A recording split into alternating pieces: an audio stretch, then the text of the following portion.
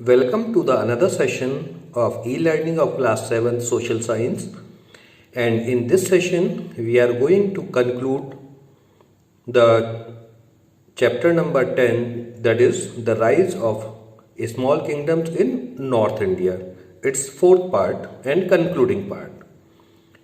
In this session we read about governance in the North India. First is administration. The king was all powerful in North India. He was assisted by different officials. सबसे बड़ी बात, king के पास सारी powers होती थी, ठीक है, but वो अपने साथ कुछ ऑफिशियल्स को जरूर रखता था जिन्हें हम मंत्री भी कह सकते हैं, बट वो केवल उनके असिस्ट करने का काम करता था. The empire was divided into province. पूरे एम्पायर को छोटे छोटे प्रोविंस में डिस्ट्रीब्यूट किया गया था. आप ऐसे मान सकते हैं जैसे हमारा इंडिया पूरा एक बड़ा देश है और इसे डिफरेंट स्टेट्स में डिवाइड कर देते हैं कई बार. The king was the head of the military as well as the judiciary. Army या मिलिट्री पावर का हेड और इवन जुडिशियल पावर का हेड, न्याय व्यवस्था का हेड भी कौन होता था? किंग ही होता था. उसके डिसीजन को कोई चैलेंज नहीं कर सकता था. The king spent huge amount of money on building up strong आर्मीज. क्योंकि मेडिवल पीरियड में एक दूसरे के साथ वार्स होती रहती थी, तो किंग अपनी रेवेन्यू का एक बड़े अमाउंट कहाँ पे खर्च करता था? अपनी आर्मी को स्ट्रॉन्ग बनाने में करता था. Next is economy. There was a great economic disparity among different social classes. ऐसा नहीं था कि किंग की हुकूमत में या बादशाहत में सब पर्सन्स को, सारे पर्सन्स अच्छे थे. कुछ पर्सन्स अपर क्लास के थे, कुछ पर्सन मिडिल क्लास के, कुछ पर्सन लोअर क्लास के भी थे. The royal family, high officials and the traders were prosperous. अब पूरी किंगडम में जो रॉयल फैमिली थी, किंग और किंग से जुड़े हुए पर्सन्स, जो हाई ऑफिशियल्स जिन्हें हम मंत्री भी कहते हैं, और ट्रेडर्स, उनके पास खूब अच्छा पैसा था. The people living in villages are poor. पर जो लोग गांव में रहते थे उनकी जनरली इकोनॉमिक कंडीशन अच्छी नहीं थी. The temples were the centres of riches and hence attracted a lot of invaders. Invaders means जिन्होंने आक्रमण करा.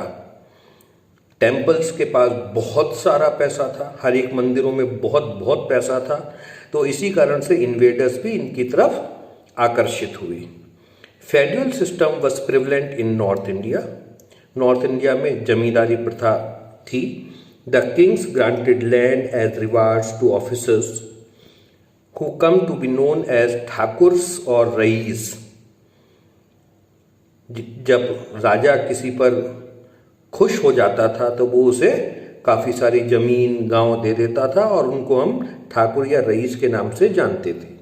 दे provide military assistant to the king at the time of war. और यही ठाकुर और रईस टाइप के जो पर्सन थे, बड़े जमींदार टाइप के जो पर्सन थे, वो राजा की हेल्प कब करते थे? वार आने की कंडीशन में जो उनकी आर्मी थी वो राजा के साथ भेज देते थे. The federal system led to the decline of many empires as the federal lords gave only a small part of the land revenue to the king. पर इस फेडरल सिस्टम के कारण ही कुछ प्रॉब्लम्स भी जनरेट होनी शुरू हो गई. इन रईसों के पास या ठाकुरों के पास काफ़ी सारा रेवेन्यू आता था और उसका वो केवल एक पोर्शन ही अपने राजा को देते थे. This weakened the power of the king. और रेवेन्यू कम होने के कारण राजाओं की पावर कम हो गई. Moreover many feudal lords like Chauhans and Paramaras become powerful and established independent empires. और कई बार ऐसे फेडरल लॉर्ड्स ने अब राजा की को छोड़कर अपनी ही एक बादशाहत टाइप की बना ली. Society. The rigid caste system led to the division of Indian society. ये इंडियन सोसाइटी का शुरुआत से ही एक बहुत बड़ा भूल रही है या प्रॉब्लम रही है। Rigid caste system, the king, the feudal lords and the Brahmins in high positions enjoy a life of luxury, जिसमें सबसे ऊपर कौन थे? राजा थे। फेड्यूल लॉर्ड्स बड़े बड़े जमींदार थे और ब्राह्मण थे जिनको बड़ी पोजीशंस हासिल थी और इनकी लाइफ में एक तरह से लग्जरी लाइफ थी। Land was cultivated mainly by Shudras who burdened by taxes and social discrimination. Normally जमीन में खेती का काम कौन करते थे? शूद्र या लोअर कास्ट के पर्सन करते थे और उन पर बहुत सारे टैक्सेस लगाए हुए थे और उनको इवन सोशल डिस्क्रिमिनेशन का भी सामना करना पड़ता था। The condition of women was quite miserable. औरतों की दशा बहुत अच्छी नहीं थी। दे वर डिप्राइव्ड ऑफ एजुकेशन। बहुत सारी लेडीज को एजुकेशन भी नहीं मिला करती थी। The evil practice of sati, child marriage and polygamy contributed to the decline in the status of women.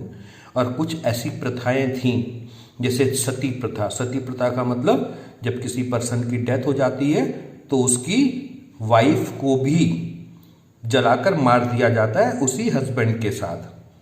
और चाइल्ड मैरिज हो गई। इस टाइप की जो प्रथाएं थीं इन्होंने इस वुमेन के स्टेटस को बहुत नीचे गिरा दिया था। The Rajput mainly worship gods Vishnu and Shiva. Rajput मेनली दो ईश्वर की पूजा किया करते थे, भगवान विष्णु और भगवान शिव की। बट इसके अलावा they also worship goddess Kali, Lakshmi and Durga. पर इसके अलावा कई देवियाँ जैसे काली, लक्ष्मी और दुर्गा की भी पूजा की जाती थी। Rajput kings gave gift to the of land to the Brahmans, जिसे ब्रह्मदेय और अग्रहारा भी कहा जाता था। Hinduism become more popular than Buddhism. और उस समय में हिंदू धर्म ज़्यादा था बौद्ध धर्म की अपेक्षा। Many Buddhist took shelter in south east Asia when the तुर्क अट्रैक्टेड मोनेस्ट्रीज एट नालंदा। बहुत सारे बौद्धों ने साउथ ईस्ट एशिया में शरण ले ली थी जब तुर्कों ने उनकी मोनेस्ट्रीज जहाँ पर वो रहते हैं वहाँ पर अटैक किया नालंदा में। ड्यूरिंग दिस पीरियड द भक्ति sant preached devotion to God and oppose social discrimination, superstition and narrow mindness. इस पीरियड में जो भक्ति संत थे कई सारे, उन्होंने बहुत सारी बुराइयों का अपोज करा और जैसे सोशल डिस्क्रिमिनेशन नहीं होना चाहिए, भेदभाव नहीं होना चाहिए, सुपरस्टिशंस मतलब अंधविश्वास नहीं होने चाहिए और जो हमारी छोटी मानसिकता है उससे हम बाहर निकले। Now we read about education. Superstition and narrow mindness were a great hurdle to education. सबसे बड़ी बाधा हमारी क्या थी? सुपरस्टिशन, अंधविश्वास, और नैरो माइंडनेस, संकीर्ण विचारधारा। The elementary education was limited to temples and monasteries. Normally जो शुरुआत की शिक्षा थी वो टेम्पल्स, मंदिरों में और मोनेस्ट्रीज में होती थी। The university of Nalanda and Vikramshila located in Bihar. Bihar में कई बड़ी यूनिवर्सिटी जो वर्ल्ड क्लास यूनिवर्सिटी थी वो थी, जैसे नालंदा यूनिवर्सिटी और Vikramshila Vihar. Become important centre of higher education, और ये हायर एजुकेशन का भी एक बहुत बड़ा सेंटर मानी जाती। The study of philosophy and religion was encourage but subject like mathematics and science were ignored. Philosophy को और रिलीजन को तो पढ़ाया जाता था पर बहुत कुछ इम्पॉर्टेंट सब्जेक्ट जैसे मैथमेटिक्स और साइंस ये नॉर्मली आम इंसान को नहीं पढ़ाए जाते थे। The regional languages like Marathi, Gujarati and Bengali developed as they were the languages in which the भक्ति संत प्रीज्ड एंड कंपोज सॉन्ग्स। इस समय पर कुछ रीजनल लैंग्वेजेस भी अच्छी तरह से बोली और समझी और पढ़ाई जाती थी, जैसे मराठी हुई, गुजराती हुई और बंगाली हुई, क्योंकि अधिकतर भक्ति संत इन्हीं लैंग्वेजेस में अपनी कविताएं सुनाया करते थे। But Sanskrit enjoy a place of prominence. पर इन सब में सबसे ऊंची भाषा कौन सी मानी जाती थी? Sanskrit. Pali and Prakrit languages were used for writing books on Buddhism and Jainism. जो बौद्धों की बुक्स थी वो बेसिकली दो लैंग्वेजेस में लिखी गई, नंबर फर्स्ट पाली और सेकंड प्राकृत।